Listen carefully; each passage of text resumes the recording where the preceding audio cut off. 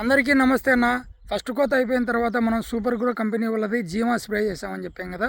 So దాని తర్వాత మళ్ళీ డ్రిప్లేకి ఫినోజిన్ కంపెనీ వాళ్ళది 15-30-15 ఎక్కించాము. సో దాని వర్క్ ఎలా ఉంటుంది అనేది చూపిస్తా అని చెప్పే కదా.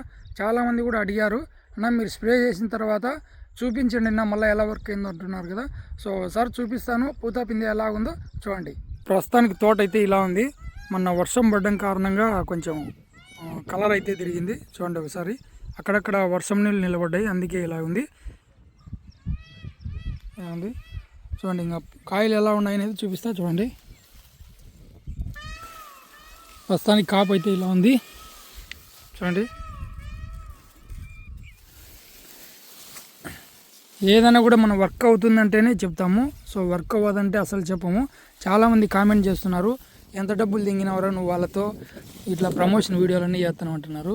సో నేను డబ్బులు తీసుకొని చేయాలనుకుంటే చాలా ఉన్నాయి, కానీ అట్లా నేను చేయను.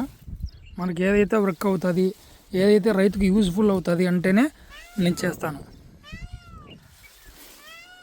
ఒకసారి కంపెనీ వాళ్ళ నెంబర్లు కూడా పెడతాను, చూసుకోండి మీరు. నేను డబ్బులు తీసుకున్నానో లేకపోతే కంపెనీ రైతులకు యూజ్ అయ్యేది తీసినానో తెలుస్తుంది.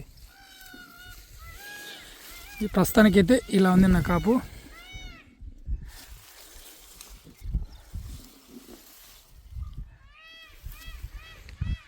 ఈ ప్రస్తుతానికైతే తోట ఇలా ఉంది.